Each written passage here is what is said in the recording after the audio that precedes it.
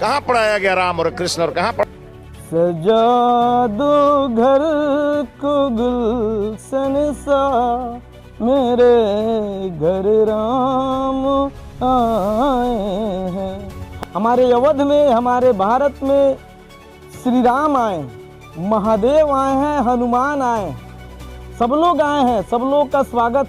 किंतु क्या ये जरूरी नहीं है कि इनके इतिहास को पाठ्य पुस्तक में शामिल किया जाए? क्या नए जनरेशन के लोग इनकी मर्यादा को नहीं समझे? क्या मर्यादा पुरुषोत्तम राम की मर्यादा का वर्णन पाठ्य पुस्तक में नहीं किया जाना चाहिए, जिससे नए जनरेशन के लोग उनकी मर्यादा को समझे, उनका अध्ययन करे? क्या महादेव का वर्णन या महादेव भोले शंकर, देवों के देव महादेव कहे जाने वाले भगवान की क्या चर्चा ये नहीं होनी चाहिए पाठ्य पुस्तकों में? आखिर हमारे धर्म ग्रंथ इन सब की चर्चा के लिए पाठ्य पुस्तक में समावेश क्यों नहीं?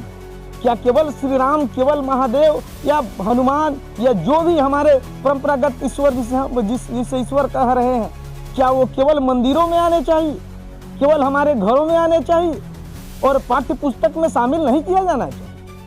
और जब तक ये पाठ्य पुस्तक में शामिल नहीं किया जाएगा तो क्या नए जनरेशन के लोग उनकी मर्यादा, उनकी महानता, क्या उनकी जो महानता है उनका वर्णन पढ़ पाएंगे?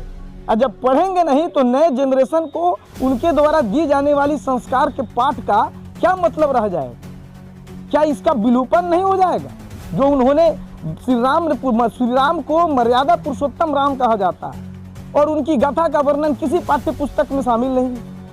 तो ये कुछ वर्षों में ये जो पाठ है मर्यादा पुरुषोत्तम की जो गरिमा है, इन्होंने जो लोगों को शिक्षा दी है, क्या इसका आगे की तरफ बढ़ावा मिल सकेगा?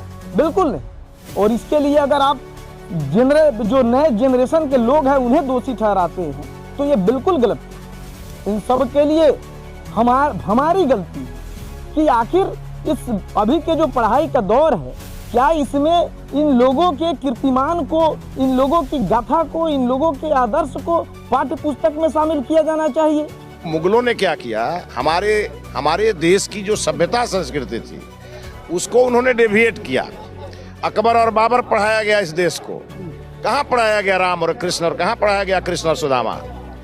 अब धीरे धीरे इन सब चीजों पर परिवर्तन हो रहे हैं और हम अपने गौरव गान की व्याख्या नहीं करेंगे तो कौन करेगा? और हमने बाबा साहब भीमराव अम्बेडकर को भी हम ही ने पढ़ाया और आगे बढ़ाया और हमको गालियां दी जाती है कि नहीं? तो इसीलिए हमारा एक गौरवशाली इतिहास है, हम कभी अपने लिए नहीं जीते हैं। हम जब एक सप्ताह भूखे रह करके त्याग तपस्या करते हैं और अंत में नारा लगवाते हैं, धर्म की जय हो, अधर्म का नाश हो, प्राणियों में सद्भावना हो और विश्व का कल्याण हो, कभी हम अपने कल्याण के लिए शंख भी नहीं बजाते हैं, विश्व के कल्याण के लिए शंख बजाते हैं।